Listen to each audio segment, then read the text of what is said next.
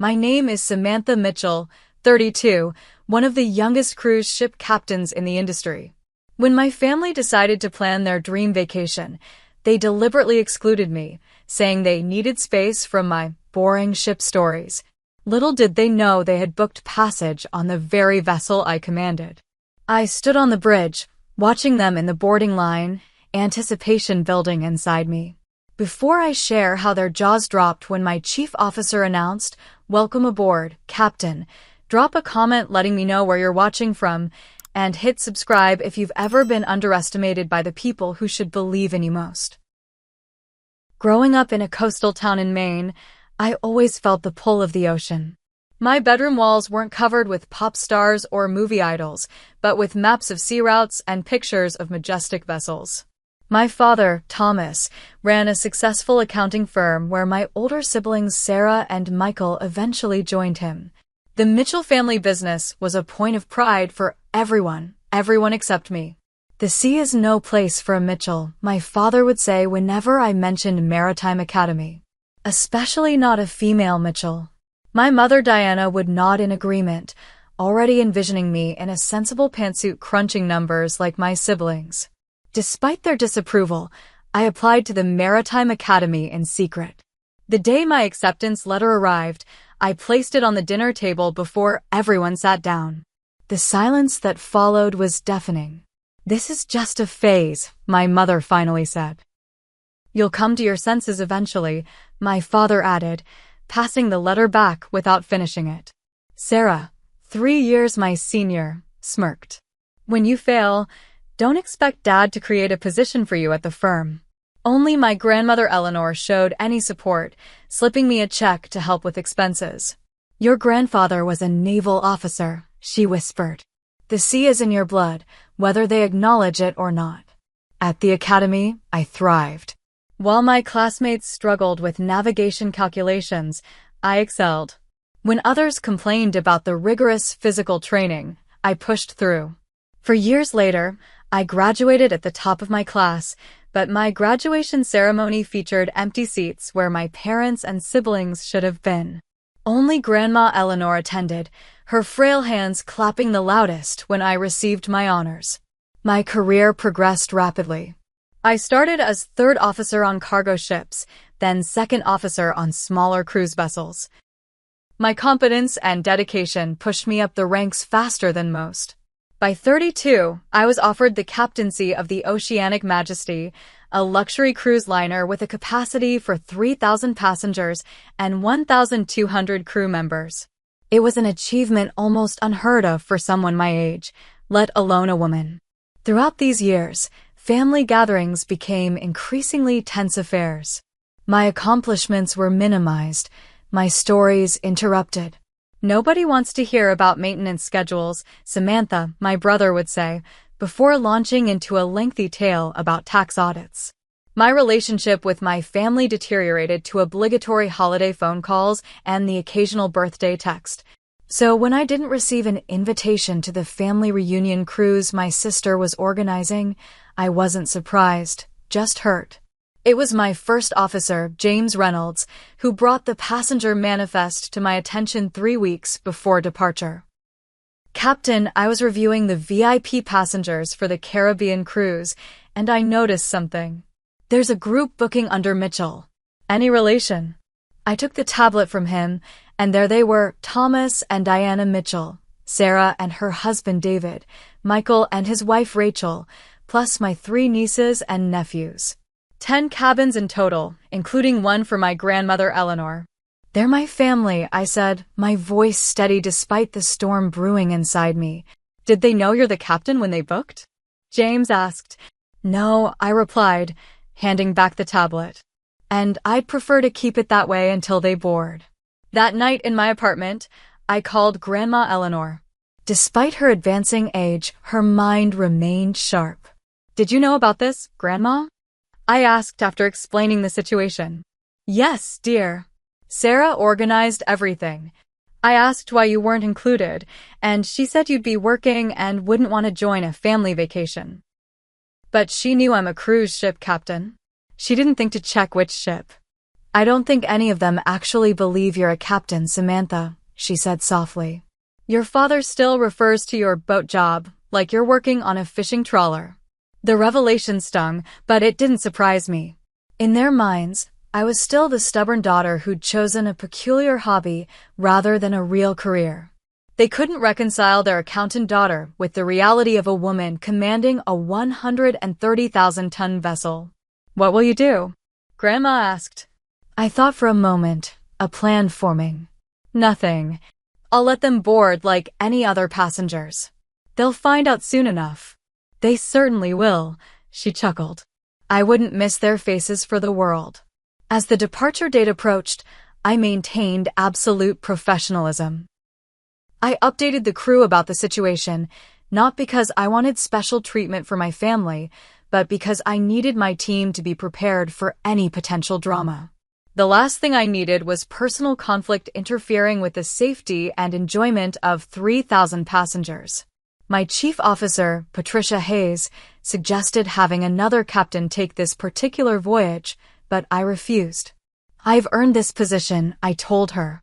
I won't hide or switch shifts because they can't accept who I am. Patricia smiled and nodded approvingly. It's going to be an interesting cruise, Captain. Indeed it would be. The night before boarding, I stood on the empty bridge of the Oceanic Majesty, looking out at the Miami port lights, reflecting on the water. Tomorrow, my family would walk up that gangway, expecting a blissful vacation, completely unaware that the vessel carrying them across the Caribbean would be under my command. I wondered how they would react. Would they be proud? Embarrassed? Or would they simply pretend not to be surprised, rewriting history to claim they'd supported me all along? Whatever happened, I had prepared myself. This ship was my domain, my responsibility. Here, I wasn't the disappointing daughter or the misguided sister. I was Captain Mitchell, and for once, my family would have to acknowledge that reality. 8 months before the cruise, my sister Sarah created a family group chat specifically for planning the reunion vacation. I wasn't included, but I heard about it from Grandma Eleanor, who screenshot conversations for me despite her limited technology skills. We need this time to reconnect, Sarah wrote in one message. No distractions, no outsiders. My brother Michael replied, Does that include Sam? She's technically family, even if she's never around. Sam won't want to come, Sarah responded. She's always going on about her responsibilities and schedules. Besides, she'll just bore everyone with ship talk and make us feel bad for not being adventurous enough. My father chimed in. Samantha made her choice years ago. This trip is for those who prioritize family.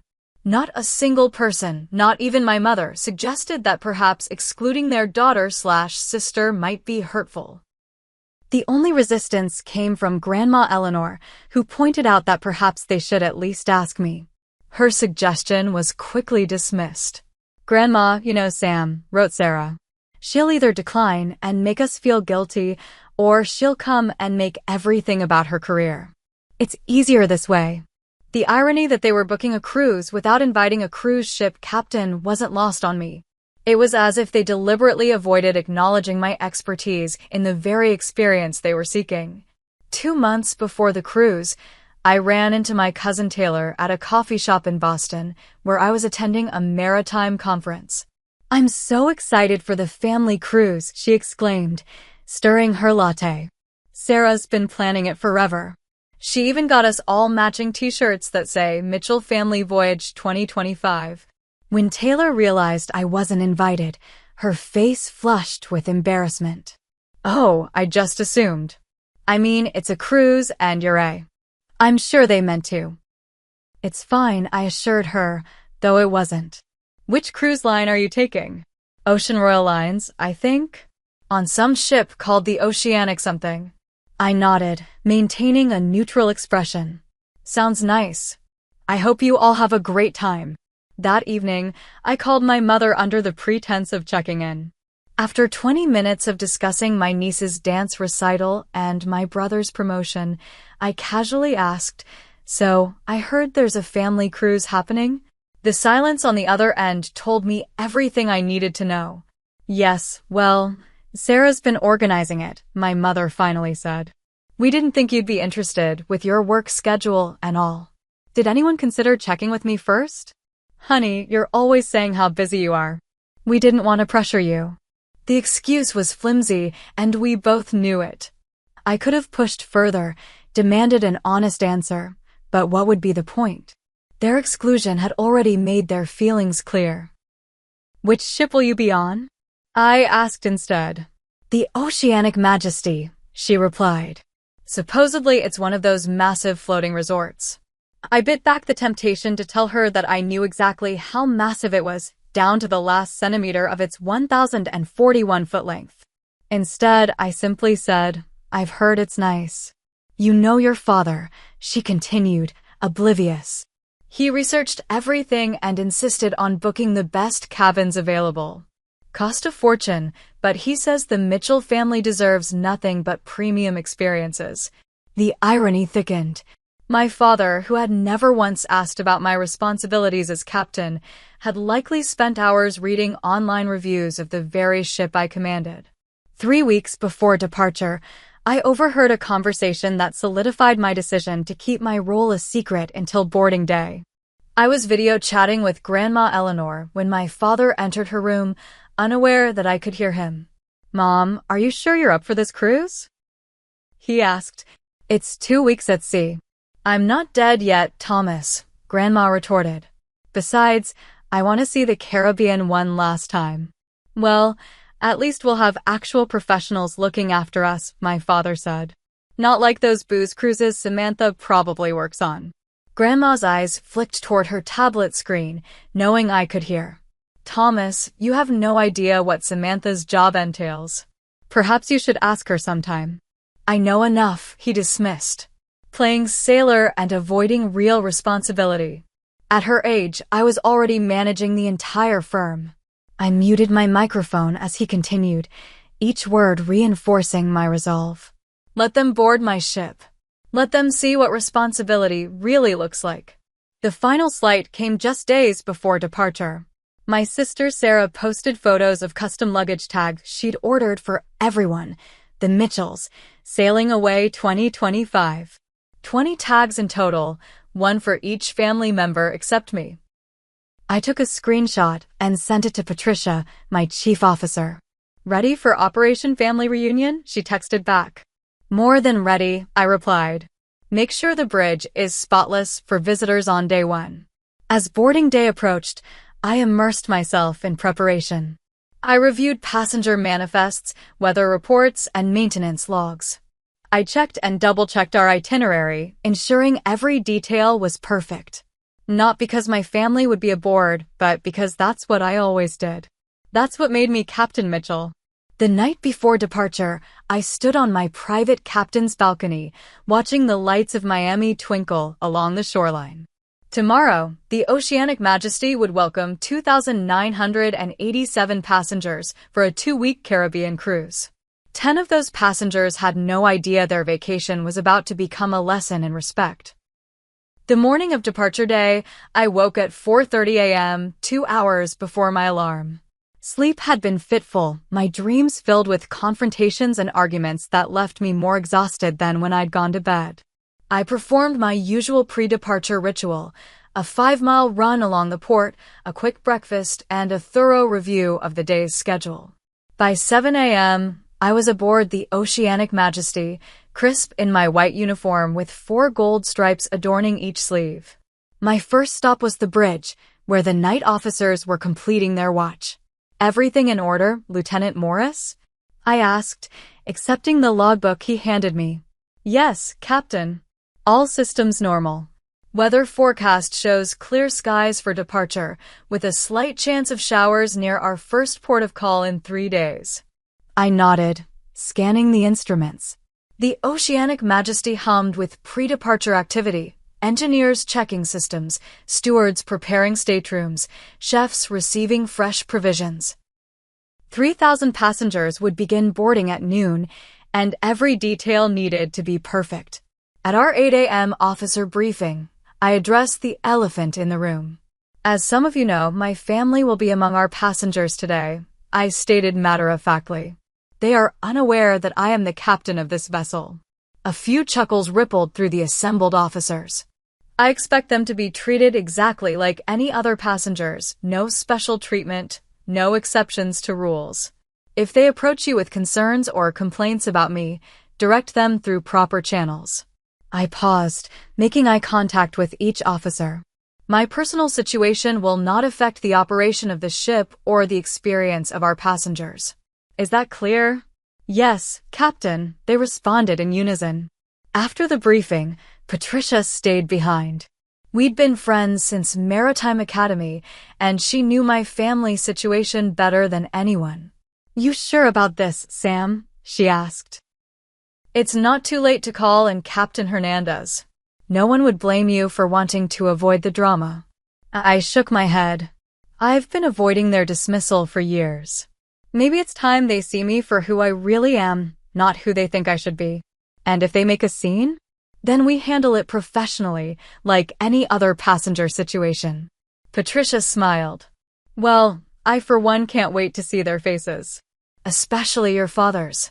As boarding time approached, I felt the familiar flutter of anticipation I experienced before every departure. But today, mixed with my usual pre-voyage adrenaline, was a knot of personal anxiety. Would they be proud when they realized the truth? Embarrassed? Angry? Would they try to minimize my achievement, as they'd done with every other milestone in my maritime career? I pushed these thoughts aside as I conducted my pre-boarding inspection. Every corridor, every public space needed to meet my exacting standards. The oceanic majesty wasn't just my responsibility, it was my home, my domain. Here, I wasn't the disappointing daughter or the wayward sister. I was the final authority, respected for my expertise and leadership. At 11:30 a.m., I returned to the bridge to observe the boarding process on the security monitors. Watching passengers file up the gangway always filled me with pride. These people had chosen to entrust their safety and enjoyment to my ship, my crew, and ultimately, to me. At 12:45 p.m., I spotted them, the Mitchell family arriving in 2 large SUVs. My father emerged first, every inch the successful businessman in his polo shirt and designer sunglasses. My mother followed, then Sarah with her husband and children, and Michael with his family. Finally, a porter helped Grandma Eleanor from the vehicle, settling her into a wheelchair for easier boarding. Through the high-definition security feed, I could see them clearly enough to read their expressions. They looked excited, carefree. A family embarking on a long-awaited vacation. They gathered for a group photo in front of the ship, my father pointing up at the vessel with an air of ownership, as though he'd built it himself. A mixture of emotions swirled within me as I watched them join the boarding queue. Part of me, the part that still sought their approval, wanted to rush down and greet them, to show them my domain and finally earn their respect. Another part, the wounded child who'd been excluded once again, wanted to avoid them entirely, to command this ship for 2 weeks without acknowledging our connection. But the strongest part, the captain, the professional, knew exactly what to do. I would maintain my position and my dignity. I would not seek them out, nor would I hide from them. When our paths inevitably crossed, it would be on my terms, in my uniform, with my rank clearly displayed. Captain, the Mitchell party is approaching final check-in, reported Communications Officer Lawson. Would you like us to implement any special protocol? Standard VIP welcome procedure, I replied. And notified Chief Officer Hayes that I'll be joining her at the captain's welcome reception at 1800 hours. Traditionally, I greeted special passengers personally during boarding, but today I would make an exception. Let my family board like everyone else. Let them settle into their premium suites, explore the ship, perhaps even brag to fellow passengers about their successful accounting firm. The real welcome would come later. As departure time neared, I performed my final duties reviewing weather updates, confirming our departure clearance with port authorities, and checking that all 3,000 passengers were safely aboard. Every action was executed with the precision and confidence that had earned me command of the oceanic majesty. At 16:30, I gave the order to cast off. Standing on the bridge, I felt the subtle vibration as the massive engines engaged, slowly propelling us away from Miami. Through the panoramic windows, I watched the coastline begin to recede, the familiar exhilaration of departure washing over me. For those precious moments, I forgot about my family somewhere below decks. I was simply Captain Mitchell, guiding my vessel toward open water, toward adventure. The peace was short-lived. At 1700 hours, Patricia arrived on the bridge with news. "Your brother visited the purser's office," she reported. Apparently, he wanted to know if the captain would join their table for dinner one evening, a special experience for their family reunion. What did the purser tell him? That such requests need to be submitted in writing for consideration, as the captain's schedule is carefully structured. I nodded, imagining Michael's reaction. He was used to getting his way through charm and family connections. He also asked about a bridge tour, Patricia continued. Again, standard procedure was explained. And my grandmother? Patricia smiled. She's booked for the captain's table tomorrow night. Made the reservation months ago, apparently. That sounded like Grandma Eleanor, the only one who'd bother to research the ship's traditions and opportunities. The only one who truly understood what my position meant. As the sun began to set over the Atlantic, casting golden light across the wake of the Oceanic Majesty, I prepared for the captain's welcome reception. In my dress whites, captain's hat tucked under my arm, I took one last look in the mirror. The woman who stared back was confident, accomplished, in command. Tonight, the Mitchell family would finally see that woman too. "Ready, Captain?" Patricia asked from the doorway. I straightened my shoulders and nodded. Time to welcome our passengers properly. Boarding day on a cruise ship is organized chaos. From my vantage point on the bridge, I watched as thousands of excited passengers streamed through the terminal building, their vacation officially beginning the moment they stepped onto the gangway. The Oceanic Majesty's boarding process was a well-orchestrated symphony. Passengers checked in at designated stations, received their ship cards, passed security screenings, and were directed to their staterooms by our attentive crew. Behind the scenes, luggage was sorted and delivered, provisions were stowed, and final safety checks were completed. "Captain, all passengers' safety briefings are scheduled for 1,700 hours, reported my safety officer, Lieutenant James Wilson. "Excellent. I'll address Group A personally," I replied, reviewing the passenger distribution chart. My family had been assigned to Group C, deliberate scheduling on my part to ensure our paths wouldn't cross until the formal welcome. Through the security monitors, I tracked their progress.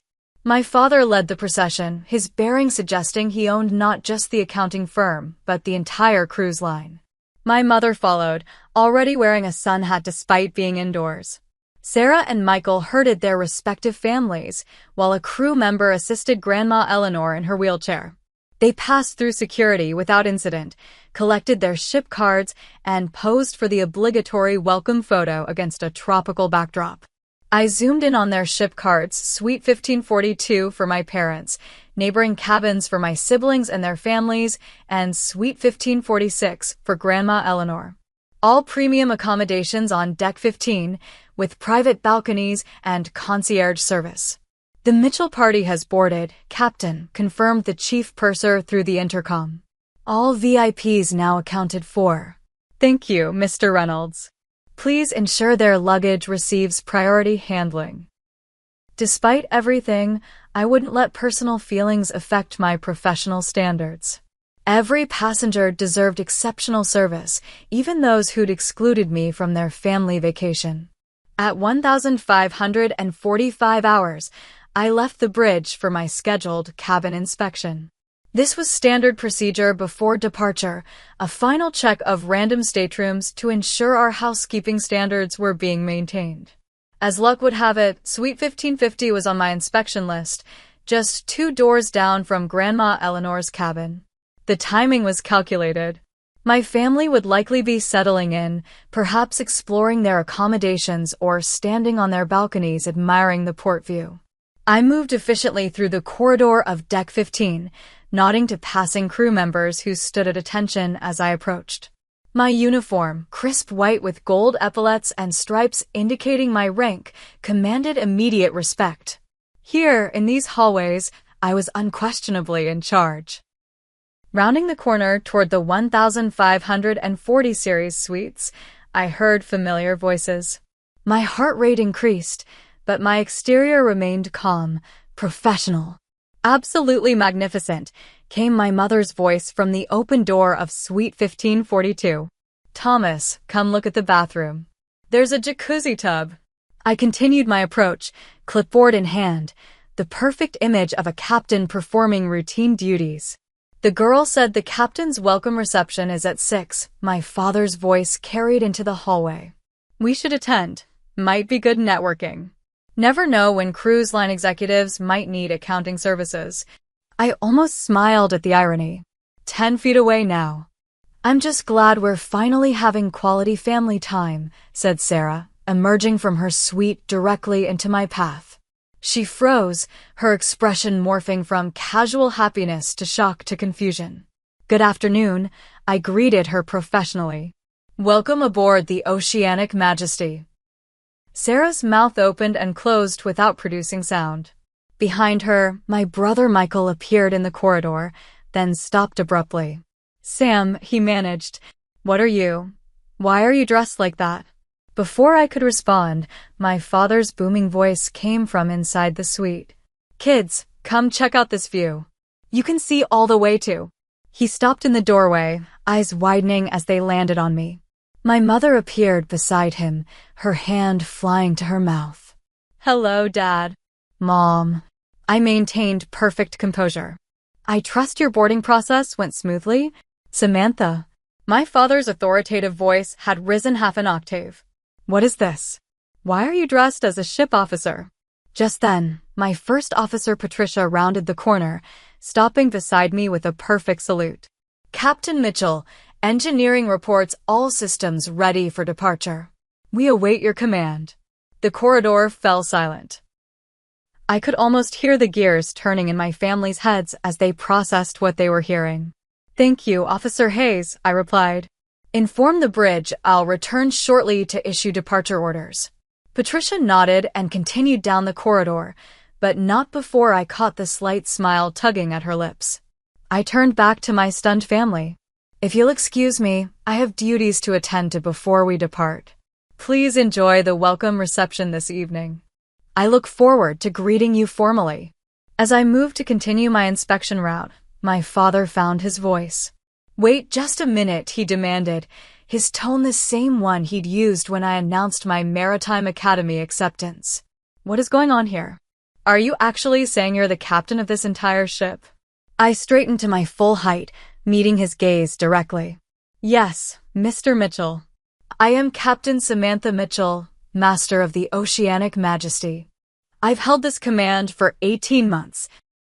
Now, if you'll excuse me, I have 3,000 passengers and 1,200 crew members depending on me to ensure a safe and pleasant voyage. I continued down the corridor, feeling their stares on my back. As I turned the corner, I heard my grandmother's delighted laughter from her open cabin door. Oh, Thomas, Grandma Eleanor chuckled. The look on your face is priceless. Did none of you actually Google the ship you booked? The captain's biography is right on the website. The rest of the afternoon proceeded according to schedule. I returned to the bridge, conducted final safety checks with my officers, and at precisely 1,630 hours, gave the order to cast off from Miami. Standing at the helm as we navigated out of port, I felt a profound sense of vindication. For years, my family had dismissed my career as a whim, a phase, a poor substitute for joining the family business. Now they were passengers on my ship, quite literally under my command. At 1,730 hours, I made the traditional captain's announcement welcoming passengers to the Oceanic Majesty. My voice echoed through every cabin, every corridor, every public space. Ladies and gentlemen, this is Captain Samantha Mitchell speaking. On behalf of Ocean Royal Lines and our entire crew, I welcome you aboard the Oceanic Majesty. We have just departed Miami and are setting course for our first destination, Grand Cayman. I continued with the standard welcome message, weather information, and safety reminders. Somewhere on Deck 15, I knew my family was listening to my voice with new understanding. At 1800 hours, I arrived at the Grand Ballroom for the captain's welcome reception. As per tradition, I would stand at the entrance with my senior officers, greeting passengers as they arrived. Each guest would receive a personal welcome and the opportunity for a photograph with the captain, a cherished cruise memento. I took my position, adjusting my formal captain's hat. The ballroom doors opened, and passengers began to enter, many dressed in their finest attire for this first evening at sea. 20 minutes into the reception, I spotted them, the entire Mitchell family approaching the entrance. My father led the group, his expression a complex mixture of shock, disbelief, and something that might almost be pride. My mother clutched his arm, her social smile firmly in place despite her evident discomfort. Behind them came Sarah and Michael with their spouses, all looking equally stunned. My nieces and nephews, however, seemed excited, pointing at me and whispering among themselves. At the rear, a crew member pushed Grandma Eleanor's wheelchair. Unlike the others, she beamed openly, her eyes twinkling with delight. They joined the reception line, inching closer to where I stood greeting passengers. I maintained my professional demeanor, smiling and welcoming each guest with the same warm courtesy. Finally, they reached the front of the line. For a moment, no one spoke. Then Chief Officer Patricia Hayes, standing beside me, broke the silence with perfect theatrical timing. "Mr. and Mrs. Mitchell," she announced formally, "may I present Captain Samantha Mitchell, Master of the Oceanic Majesty." My father's face flushed red. My mother's smile froze in place. Sarah and Michael exchanged uncomfortable glances. Before anyone could speak, Grandma Eleanor's wheelchair pushed forward. She reached for my hand, squeezing it tightly. "Captain Mitchell," she said loudly enough for nearby passengers to hear, "your ship is magnificent. The Mitchell family is honored to sail under your command." With those words, the dynamic shifted.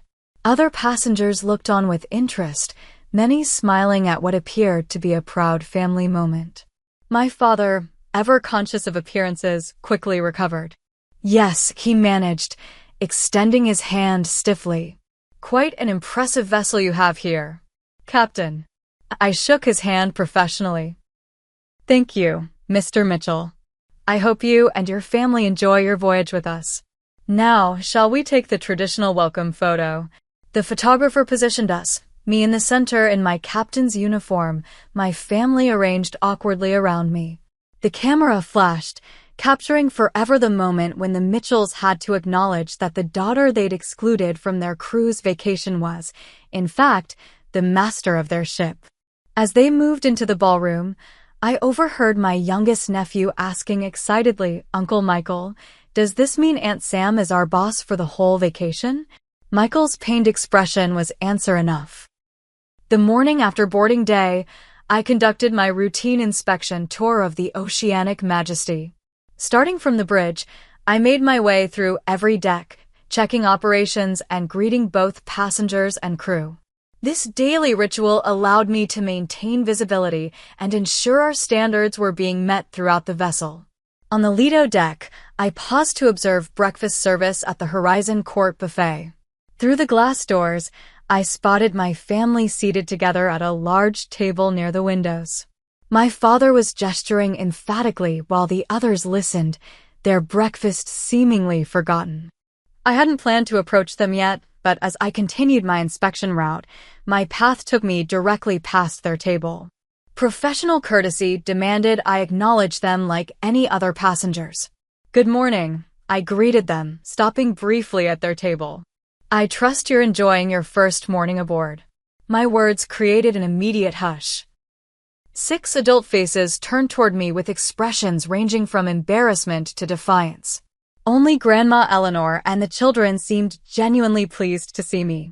"Captain Sam," exclaimed my 9-year-old niece Emma. "Mom says you're in charge of everything on the whole ship, even the swimming pools." I smiled at her enthusiasm. "That's right, Emma. My officers and I are responsible for every aspect of ship operations. Can you show me the control room?" "Please," she begged. "Bridge tours are scheduled for sea days," I explained. "Your parents can sign you up at the excursions desk." My father cleared his throat. "Samantha, we need to discuss this situation. Perhaps somewhere private." "I'm on duty, Dad," I replied calmly. "But I have a dinner opening at the captain's table tonight. You're welcome to join me, all of you."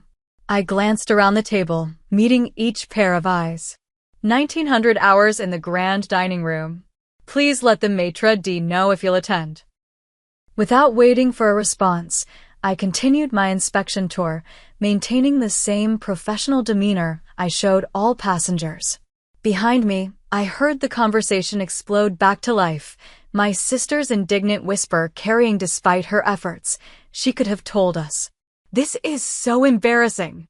Throughout the morning, I caught glimpses of my family members around the ship. My parents at the guest services desk, possibly inquiring about changing their dining arrangements. Sarah and her husband by the pool, engaged in what appeared to be a heated discussion. Michael taking photos from the promenade deck, periodically glancing toward the bridge as if trying to spot me. At 1100 hours, Patricia found me reviewing navigation charts in my office. "Your grandmother is requesting a meeting, Captain," she reported. "She's waiting in the library lounge." I checked my watch. "I can spare 15 minutes. "Thank you, Officer Hayes." The library lounge was a quiet sanctuary on deck 8, featuring walls of books, comfortable leather chairs, and panoramic ocean views. Grandma Eleanor sat by the window, her wheelchair positioned to face the door. "There's my captain," she smiled as I approached. "May I buy you a coffee, or are you not allowed to accept gifts from passengers?" I sat across from her, returning her smile. "I think I can make an exception for my grandmother." After ordering coffee from a passing steward, I turned my attention fully to her. "How are you enjoying the cruise so far?" "The ship is magnificent, Samantha. You must be so proud." Her eyes, still sharp despite her 82 years, studied me carefully. "Though I suspect my enjoyment exceeds that of your parents at the moment." "They're upset," I acknowledged. "They're embarrassed," she corrected. "Not because their daughter is a ship's captain, which they should be shouting from the rooftops, but because they've been dismissing your career for years, and now their ignorance is on full display." I sipped my coffee, letting her words settle between us. "Your father spent the entire night researching your position," she continued. "Did you know the captain of a vessel like this has responsibilities equivalent to managing a small city?" "I might have mentioned that once or twice at family gatherings," I replied wryly. "Yes, well, it seems he finally listened." She leaned forward, lowering her voice. "They're coming to dinner tonight. All of them," Thomas insisted. "Are they coming to support me or interrogate me?" "Probably both," she admitted. "But they're coming, Samantha." That's a start. The rest of the day passed in a blur of duties, a safety drill, meetings with department heads, navigation calculations for our approach to Grand Cayman. At 1800 hours, I returned to my quarters to prepare for dinner. The captain's table was a cruise tradition. Each evening, 8 passengers would be invited to dine with me, enjoying special menus and engaging conversation. Usually, these dinners were pleasant affairs filled with curious questions about maritime life and light-hearted vacation stories. Tonight would be different. I dressed carefully in my formal dining uniform, white jacket with gold braids, black trousers with a perfect crease, polished shoes. Every element of my appearance needed to reinforce my authority, my competence.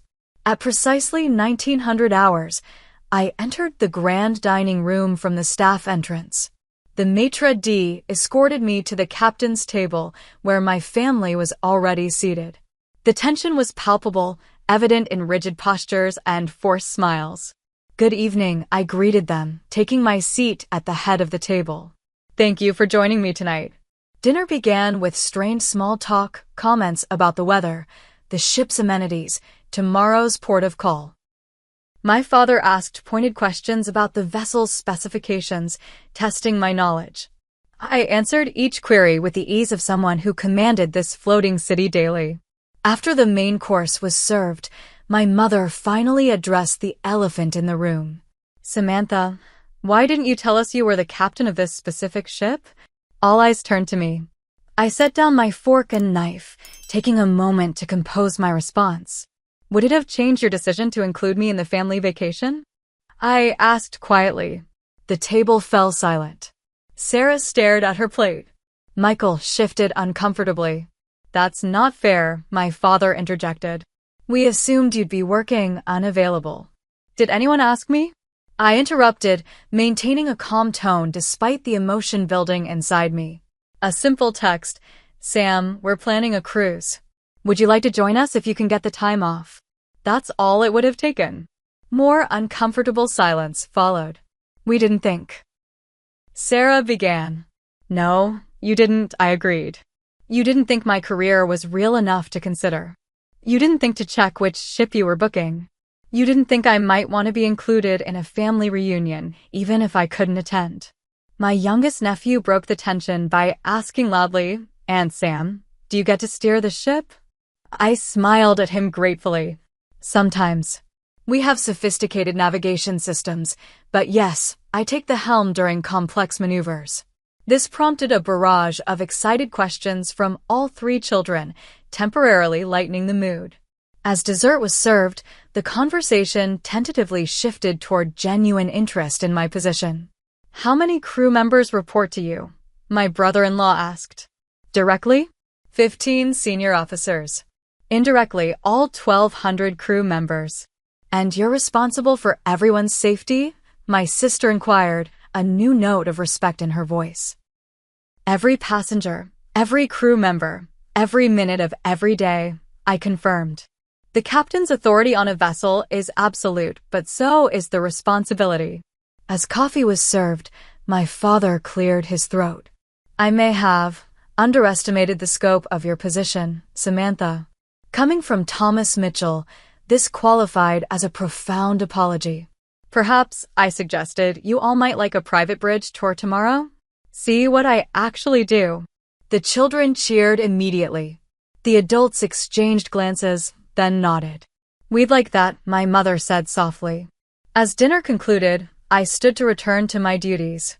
If you'll excuse me, I need to check our approach vector for tomorrow's arrival in Grand Cayman. My father stood as well, extending his hand formally. Thank you for dinner, Captain. I shook his hand, noting the subtle shift in his expression, the beginning of genuine respect. You're welcome aboard my ship anytime, I replied, meaning it despite everything.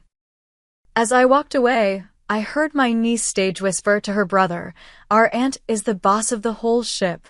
For the first time since spotting my family's name on the passenger manifest, I felt a weight lifting from my shoulders. The revelation was complete. They had seen me, truly seen me, in my element.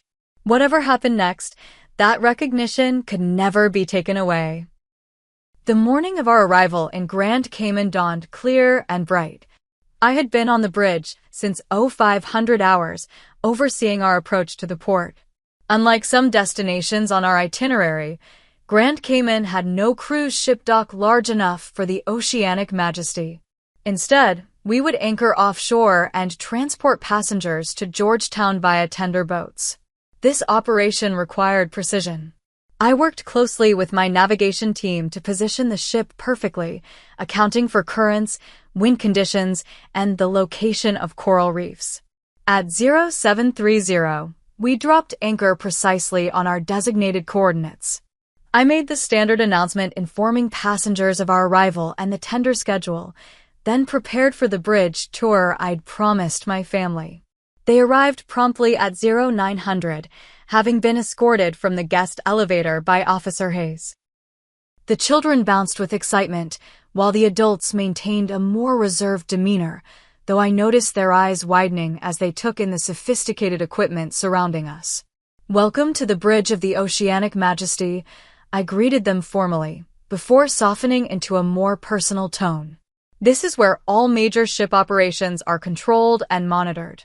For the next hour, I guided them through a comprehensive tour, explaining navigation systems, communication protocols, safety procedures, and the various responsibilities of bridge officers.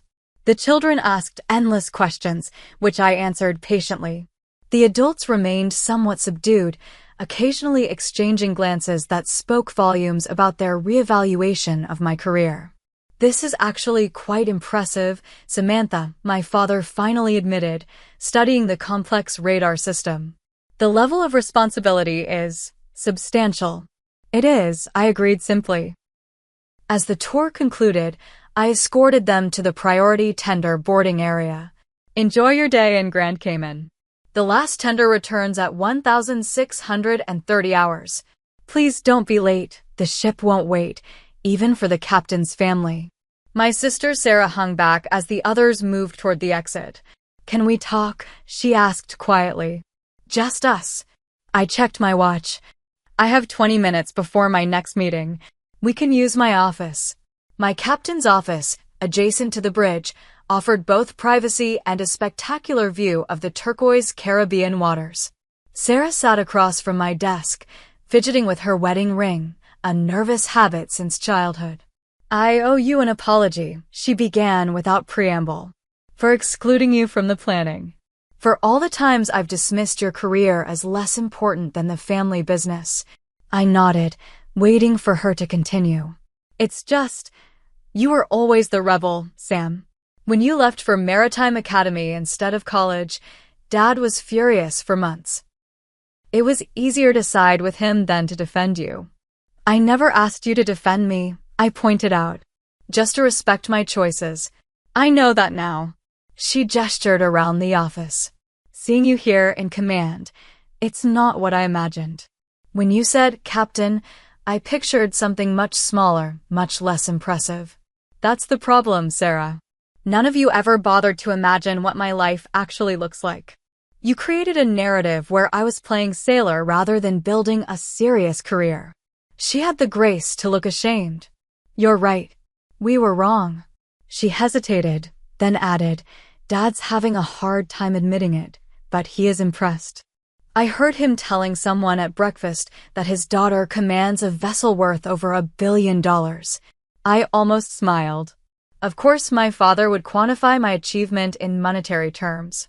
"We're having a family dinner tonight in the Constellation restaurant," Sarah continued.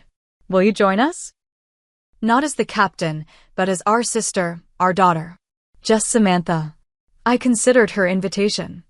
"I have official duties until 2000 hours. I could join you after that."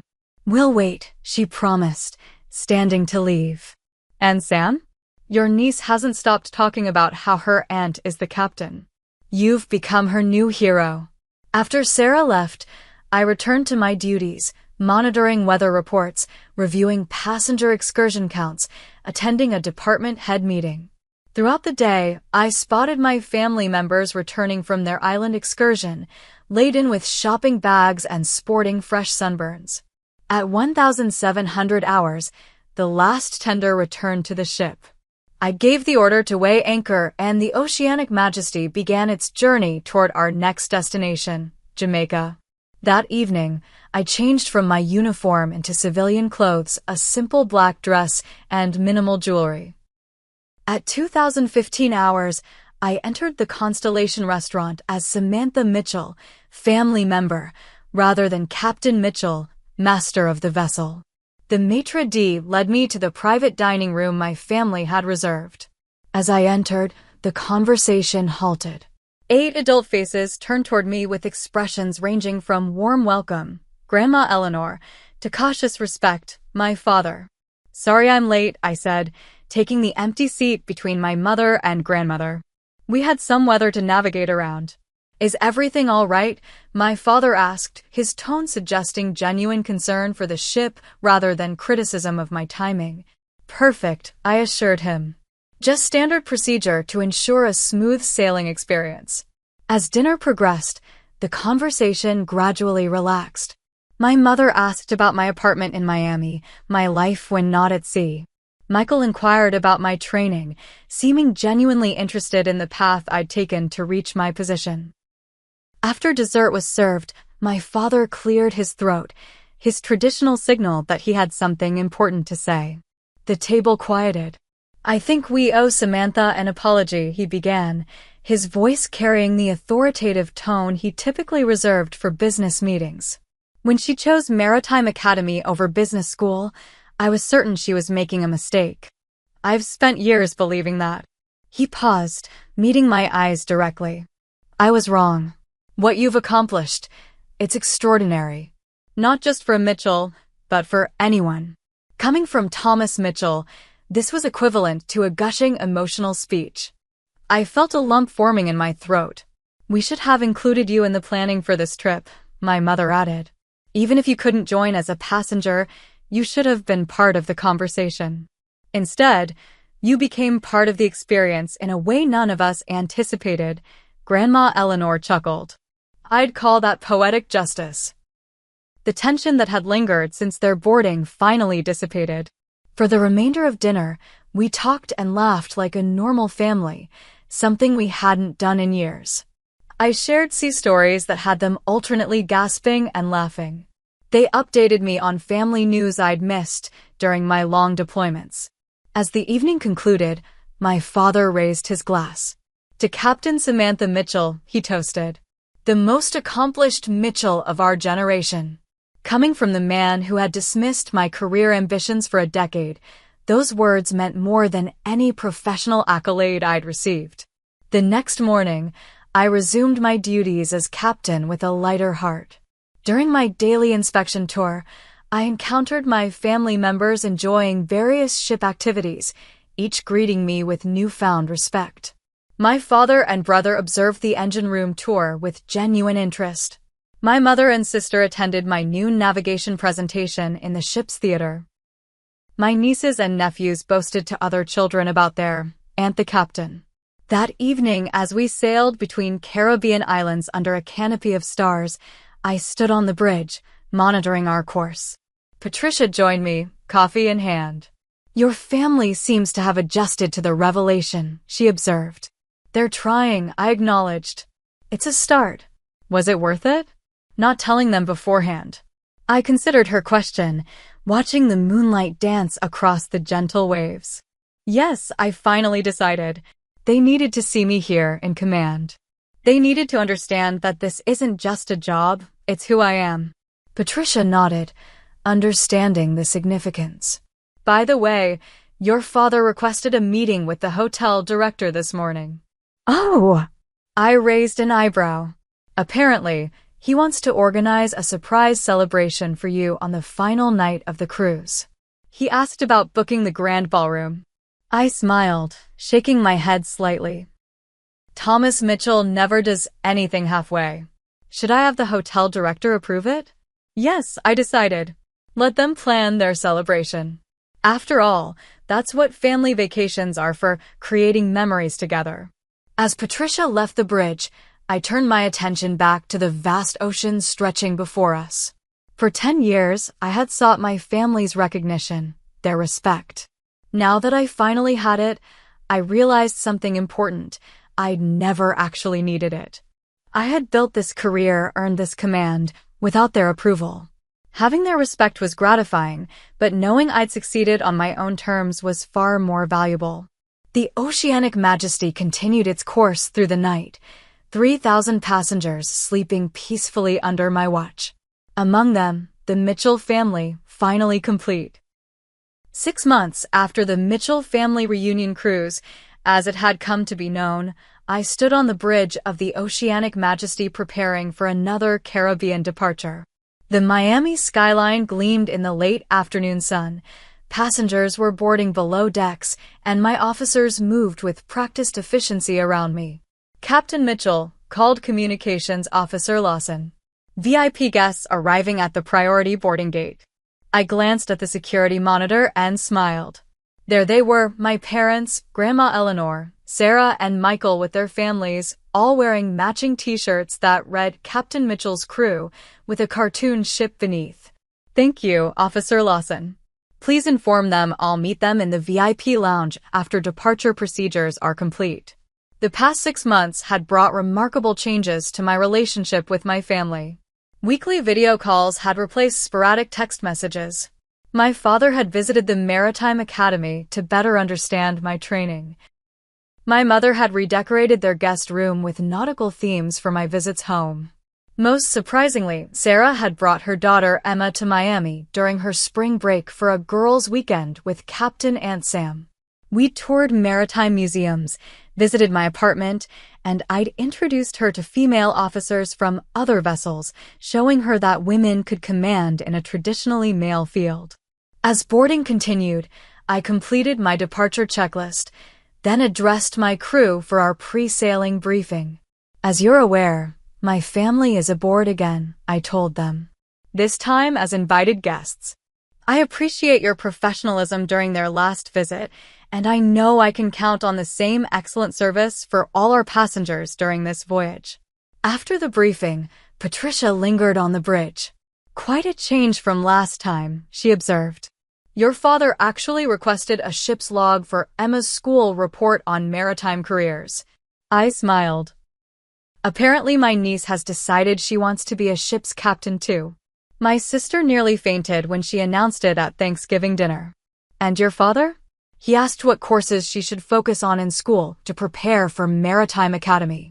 Patricia's eyebrows shot up. Now that's character development. At precisely 1,630 hours, I gave the order to cast off. The massive engines engaged, propelling us away from the dock with practiced precision. Over the shipwide communication system, I made my standard departure announcement. Ladies and gentlemen, this is Captain Samantha Mitchell. On behalf of Ocean Royal Lines and our entire crew, welcome aboard the Oceanic Majesty. We have just departed Miami and are setting course for our first destination. After completing departure procedures and ensuring we were safely navigating through the shipping channel, I left the bridge in Patricia's capable hands and made my way to the VIP lounge. My family greeted me with hugs instead of shocked stares this time. Emma immediately launched into questions about navigation and weather patterns for our journey, while my father nodded approvingly at her interest. We've got a surprise for you, my mother announced. We've booked the private dining room for tonight and invited some of your senior officers to join us. You didn't have to do that, I protested. We wanted to, Sarah insisted. Last time was about us coming to terms with your success. This time is about celebrating it properly. That evening in the private dining room, surrounded by family and colleagues, I reflected on the journey that had brought us here. Not just my career path from cadet to captain, but the emotional journey my family had taken from dismissal to skepticism to reluctant respect to genuine pride. During dessert, my father stood to propose a toast. Unlike the awkward acknowledgement of 6 months ago, his face now showed unguarded pride. To my daughter, Captain Samantha Mitchell, he began. 10 years ago, when you chose the Maritime Academy over the family business, I thought you were making a terrible mistake. I couldn't understand why anyone would choose the uncertainty of the sea over the security of Mitchell Accounting. He paused, looking around the table. I was wrong. You weren't running away from responsibility. You were running toward a bigger one than I could imagine. You're responsible for thousands of lives every day. You command a vessel worth more than our entire company. He smiled. And you do it with a competence and grace that makes me wonder if perhaps I chose the wrong career. Laughter rippled around the table. I'm sorry it took actually boarding your ship as a passenger to recognize your achievement, he continued. But I'm grateful for that wake-up call. And I'm incredibly proud to be your father. As glasses clinked around the table, I felt a sense of completion I hadn't realized I was missing. My professional accomplishments had always brought satisfaction, but having my family finally understand and appreciate my chosen path added a layer of personal fulfillment. After dinner, I excused myself to complete my evening rounds. My father accompanied me, curious about the routine checks I performed each night. As we walked the promenade deck, he asked, "Do you think I was too hard on you when you chose this path?" I considered his question carefully. "You wanted what you thought was best for me. You couldn't see that this was where I belonged. I should have trusted your judgment. And I could have done more to help you understand my world," I acknowledged. "We both made mistakes." He nodded, gazing out at the moonlit ocean. "Well, you certainly proved your point in dramatic fashion." I'm not sure I'll ever live down the moment when my daughter was revealed as the captain of our family cruise. "Grandma Eleanor still talks about your face in that moment," I laughed. "She would," he grumbled good-naturedly. "She's been your biggest supporter all along." "She saw me more clearly than anyone," I agreed. "She understood that I needed to find my own way, not follow someone else's path." We completed the circuit of the deck in comfortable silence. As we approached the elevator that would take him back to his suite, he paused. "The most important lesson I've learned from all this, Samantha, is that recognition has to be earned, but respect must be freely given. I failed to respect your choices until you forced me to recognize your success. I won't make that mistake again, with you or with Emma, if she decides to follow in your footsteps." "Thank you, Dad," I said simply. The remainder of the cruise passed in a blend of professional duties and family bonding. My parents joined the bridge tour I conducted for interested passengers. Sarah and I spent an afternoon in the ship's spa, reconnecting as sisters rather than captain and passenger. Michael consulted me about his daughter's interest in engineering, finally seeing me as a resource rather than a rebellion. On the final night of the cruise, as we sailed back toward Miami under starlit skies, I found a quiet moment alone on the observation deck. The oceanic majesty cut smoothly through gentle waves, 3,000 souls sleeping peacefully under my protection. I reflected on the journey that had brought me here, not just the physical journey from port to port, but the emotional voyage from excluded daughter to respected captain. I had navigated both with determination, weathering storms and adjusting course when necessary. The revelation that had unfolded on that first family cruise had permanently altered our family dynamic. Where there had been dismissal, there was now respect. Where there had been exclusion, there was now inclusion. Where there had been misunderstanding, there was now genuine interest. Some might say I'd engineered the situation for maximum impact, letting them discover my position in the most dramatic way possible. Perhaps that was true. But sometimes people need a significant wake-up call to see what's been in front of them all along. As I prepared to guide the Oceanic Majesty back to port the next morning, I knew I'd also guided my family to a new understanding, not just of my career, but of me. The journey had been challenging, but the destination was worth every difficult nautical mile. Have you ever been underestimated by the people closest to you? How did you handle it? Share your experience in the comments below, and don't forget to like and subscribe if the story resonated with you. Remember, sometimes the people who should see your value most clearly are the ones who need the most convincing, but that doesn't diminish your worth. Thank you for coming aboard my story, and may you always find fair winds and following seas in your own journey.